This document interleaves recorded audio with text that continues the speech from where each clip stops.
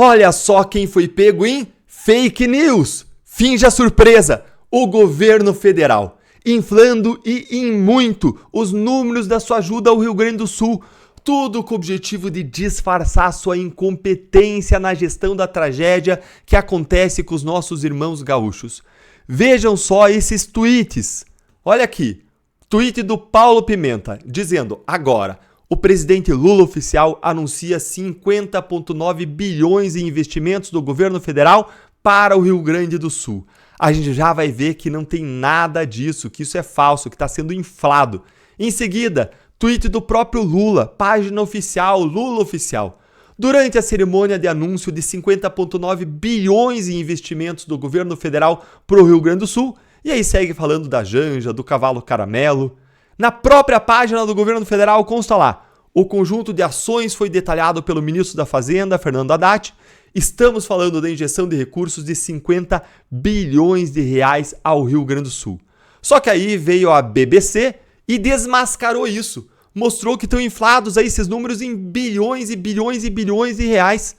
A não ser que o STF, a não ser que o governo Lula venham dizer agora que a BBC faz parte de uma conspiração internacional da extrema-direita, a não ser que eles inventem essa teoria, essa matéria, com uma análise detalhada, vai provar, e você vai ver isso, que esses números estão inflados em bilhões e em bilhões de reais.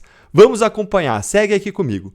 Uma análise feita pela BBC Brasil e corroborada por especialistas em contas públicas ouvidos pela reportagem, identificou que conteúdos dos canais oficiais, inclusive do portal GovBR, e perfis de autoridades em redes sociais, superestimam o esforço federal de socorro ao Rio Grande do Sul. Na avaliação dos economistas entrevistados, a comunicação da gestão Lula está inflando em dezenas de bilhões de reais. Dezenas de bilhões de reais. Os valores federais disponibilizados ao considerar que linhas de créditos anunciadas, operadas por bancos públicos e bancos privados, seriam investimentos do governo federal ou recursos destinados pelo governo ao Estado. Além disso, canais oficiais do governo e de ministros de estados divulgaram a partir de domingo que o governo já teria destinado mais de 62 bilhões de reais em ações para enfrentar a crise socioambiental gaúcha, sem detalhar o que está contabilizado nesses valores. Para um dos especialistas em contas públicas que foi entrevistado, esse cálculo teria contabilizado algumas ações duas vezes em superposição, inflando os números em pelo menos 7 bilhões de reais. As críticas não vêm só da direita, não vêm do centro, as críticas vêm até da esquerda. Inclusive economistas ligados à esquerda, como consultor de onde, gente? Do PSOL, que é alguém menos suspeito para criticar o governo do PT, o PSOL, na Câmara dos Deputados, Davi De Cache, e até especialistas que têm um perfil liberal, como ex-diretor da Instituição Fiscal Independente, Gabriel de Barros, todos concordam. O governo está maquiando, o governo está espalhando desinformação. E segue a reportagem. Já o Ministério da Fazenda informou a reportagem que deletou um post, ou seja, o Ministério da Fazenda reconheceu a fake news, deletou um post na sua rede social e corrigiu um texto publicado no seu portal de notícias que erroneamente se referia a um pacote anunciado pelo governo de 50,9 bilhões como recursos cedidos ao estado do Rio Grande do Sul. Ou seja, o ministro da Fazenda já reconheceu o erro, mas o ministro das Comunicações, da SECOM, não, e o perfil do presidente Lula não, e divulgaram desinformação e fake news. Segue olhando comigo. A grande maioria desses valores de 50,9 bilhões corresponde, na verdade, a linhas de crédito, que são empréstimos a empresas e a produtores rurais e adiamento de impostos que vão ser pagos depois, ou seja, não tem nada em grande parte desses valores de efetivamente destinação feita pelo governo federal. São empréstimos que incluem empréstimos de recursos privados, em grande parte, e adiamento de impostos que vão ter que ser pagos e só não sendo pagos agora. Isso. E aí, a matéria da BBC aqui vai detalhar em 2 pontos. 2 grandes falhas que inflam esses números em dezenas de bilhões. E aí segue dizendo, o primeiro grande pacote do governo federal para o Rio Grande do Sul foi anunciado no dia 9 de maio, com valor de 50,9 bilhões. Esse montante representa uma projeção do impacto total de um conjunto de medidas que custariam concretamente para o governo o desembolso de, preste atenção, 7 bilhões. Gente, onde nós estamos? Um custo de 7 bilhões eles anunciam como 50,9 bilhões. Olhem isso! E eles que falam que os outros estão praticando fake news e desinformação. E segue a matéria. O custo real para o governo é menor porque parte dos 50,9 bilhões anunciados inclui antecipação de benefícios que já seriam pagos, como Bolsa Família. E segue dizendo, além disso, a maior parte do pacote, 39 dos 51 bilhões de reais, 39 bilhões, é composta de estimativas do quanto que pode ser emprestado por bancos e linhas de crédito, a partir de aportes do Tesouro Nacional, no valor de quanto? De 7 bilhões, ou seja, vem 7 bilhões apenas do Tesouro para subsidiar juros e oferecer garantias contra eventuais calotes. Ou seja, do valor de 39, vai sair do Tesouro Federal 7 bilhões. Essa garantia do governo permite aos bancos reduzir o seu risco e assim oferecer um crédito mais barato. Embora a Haddad tenha explicado no anúncio do pacote que esses 39 bilhões seriam linhas de crédito, todo o montante anunciado foi classificado como se fossem investimentos do governo federal no Rio Grande do Sul em contas oficiais dos ministros de Lula e do próprio presidente. Essa é só a primeira parte da história, a gente já vai para a segunda. Aí aqui tem uma análise de especialistas sobre isso. Para o economista Braulio Borges, pesquisador do Instituto Brasileiro de Economia da Fundação Getúlio Vargas, não é correto chamar esses 50 bilhões de investimentos. Trata-se sim de um pacote de suporte fiscal creditício. Ele destaca ainda que os valores são apenas uma estimativa do que pode ser emprestado. Pode ser emprestado, não quer nem dizer que vai ser emprestado. E segue aqui dizendo, agora o economista com doutorado pela Universidade Federal de Brasília e consultor do PSOL da Câmara, o David Decache, ele diz que os recursos federais estão sendo inflados em dezenas de bilhões de reais. E segue dizendo que a comunicação do governo inflou os números que foram apresentados pelos técnicos. Eles fizeram uma estratégia inadequada e que fere os princípios do orçamento público.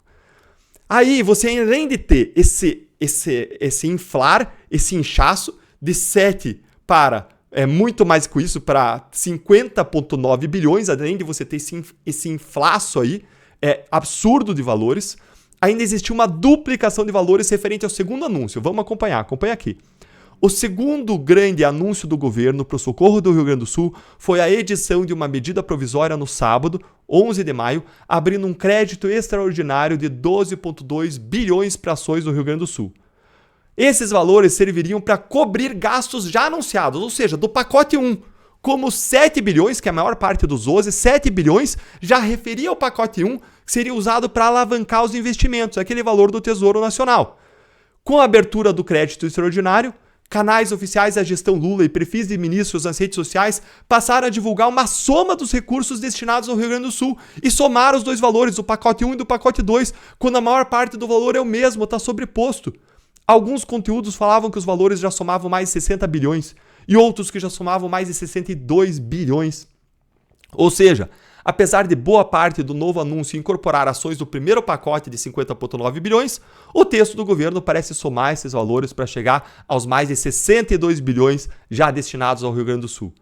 Outro texto do próprio portal GovBR, o portal oficial da presidência, divulgado na noite de segunda-feira, dia 13/5, essa última segunda, reforça a percepção de que o governo estava tratando o primeiro pacote e o crédito extraordinário do segundo pacote como se fossem ações adicionais, sem levar em conta a repetição da parte das medidas. Para o economista Gabriel de Barros, ex-diretor do IFI, há uma clara dupla contagem dos anúncios do governo. Infelizmente, diz ele, é surpreendente, mas não é inacreditável que o governo esteja inflando os números e fazendo uma dupla contagem para ganhar a narrativa de que não faltou ajuda, disse ele em mensagem à reportagem. Ele também não considera correto incorporar as linhas de créditos anunciadas no valor total dos recursos destinados ao Rio Grande do Sul. Lembre que as linhas de crédito é 39 dos 50,9 bilhões. E ele diz, esse recurso não é do governo, é dos bancos, inclusive privados. Isso revela o interesse do governo em se apropriar da narrativa de que ele é o grande provedor da reconstrução do Estado e usar a tragédia como um vetor político para se alavancar do ponto de vista eleitoral, o que é totalmente reprovável. É aquilo que vocês viram nessa semana, Lula usando a tragédia para fazer comício e eles inflando os números para usar de modo politiqueiro, eleitoreiro. A BBC News Brasil questionou a Secretaria de Comunicação da Presidência e a Casa Civil a respeito de como que o governo chegou aos 62 bilhões em relação às críticas de uma possível duplicação na contabilização dos recursos. Mas o que aconteceu? Não houve esclarecimentos. Esse é o governo da transparência, da prestação de contas. Esse é o governo da democracia. O Nicolas Ferreira ele reagiu com correção a esses posts do governo. Ele disse o seguinte: Quando você escutou que o governo envia 50 bilhões para o Rio Grande do Sul, você pensou, assim como todo mundo, que seria uma ajuda direta para o caixa do governo do Rio Grande do Sul para ajudar o Estado. Mas nada disso, não foi. Era o que deveria ser, mas não. Dos 50 bilhões, apenas 1 bilhão é isso, disse o Nicolas Ferreira, apesar de nenhuma parte desses recursos ser direcionada ao caixa do governo estadual. Depois, o Nicolas disse que dos 10 bilhões correspondem a adiantamentos. Ele diz que 10 bilhões correspondem a adiantamentos de auxílio que as pessoas já iriam receber ou a adiamentos de impostos que terão que pagar depois. E que os 40 bilhões restantes são empréstimos que todos nós vamos ter que pagar depois com juros. Essa é a história, gente. Olha só. Então, olha o que a gente tem. A gente tem um tremendo inflaço aqui. Inflaço. 7 bilhões vão se transformar em 50,9 bilhões. Com o governo surfando na tragédia, querendo inflar os seus investimentos, o seu apoio ao Rio Grande do Sul, querendo usar a tragédia como um palco de um comício eleitoral em que Lula disse: vou continuar, vou me reeleger, vou buscar reeleição quantas vezes for. E vejo então que essa SECOM, que divulgou tudo isso de modo inflado, de modo errado, é a mesma Secretaria de Comunicação do Paulo Pimenta, que pediu investigação de postagens, porque supostamente postagens teriam fake news sobre ações do Rio Grande do Sul. E agora, Paulo Pimenta? A SECOM vai investigar a si mesma? É isso que vai acontecer? E aí, em tabelinha com o ministro do Lula, o ministro da Justiça, Ricardo Lewandowski, que sempre foi ministro do Lula, mas em algum tempo foi ministro do Supremo Tribunal Federal, esse ministro mandou a Polícia Federal instaurar inquérito para investigar fake news relacionadas a ações do governo no Rio Grande do Sul. A Gazeta do Povo, que é um excelente jornal, super recomendo para todo mundo, ela bem disse que o governo usa o combate às fake news, na verdade, para calar críticos contra a atuação do Rio Grande do Sul. Enquanto eles mandavam instaurar inquérito contra essas pessoas, isso era um absurdo, tudo errado. Veja aqui o que a reportagem da Gazeta diz. Como estratégia para fugir das críticas em relação ao gerenciamento do desastre climático no Rio Grande do Sul, o governo Lula convocou a Polícia Federal para investigar publicações com supostas fake news sobre a atuação do executivo. Para especialistas, o uso da força da polícia, além de desnecessário, pode gerar uma censura prévia e ameaçar a manifestação de opiniões legítimas. A solução adequada seria óbvia, seria o governo usar canais estatais para esclarecer as informações. Mas aí o pedido foi feito pelo Paulo Pimenta, foi acatado pelo Ricardo Lewandowski, e segundo o Pimenta, no seu ofício, ele tem se preocupado com o impacto dessas narrativas na credibilidade das instituições. Gente, toda crítica vai arranhar as instituições, mas críticas são parte da democracia e servem para crescer, para construir as investigações, para aperfeiçoá-las. Se você quiser calar críticas às instituições da democracia, o nome para isso não é democracia. O nome para isso é ditadura. Desinformação, como diz a Gazeta aqui, se combate com desinformação. Uma das publicações, veja o que dizia uma das publicações que o governo quis censurar. Uma das publicações que afligiu o governo foi veiculada pela jornalista Fernanda Salles. No perfil dela do X, com 509 mil seguidores, ela escreveu um desabafo. E me digam aqui vocês, me digam no comentário se tem alguma coisa mentirosa aqui no desabafo dela. Ela falou o seguinte: é impressionante como 90% dos vídeos que chegam do Rio Grande do Sul mostram apenas civis ajudando no resgate das vítimas. Essa tragédia evidenciou a ineficácia e falta de vontade do Estado em proteger o cidadão. Me digam se tem alguma coisa errada. Abra as redes sociais e me diga de quem são os vídeos fazendo salvamentos, operando em favor dos civis. 90% são dos civis. Ela não falou que nenhuma desinformação. Aí o Fabrício Rebelo, que é um pesquisador de direito de segurança pública, explica que posts como esse são apenas opiniões, gente, é o óbvio. Opiniões de pessoas comuns, protegidas numa democracia. Acionar a polícia para investigar esse tipo de manifestação foge ao regramento de um Estado democrático de direito e induz a censura. É uma evidente tentativa de censurar a opinião crítica, algo completamente absurdo pela nossa Constituição, disse ele.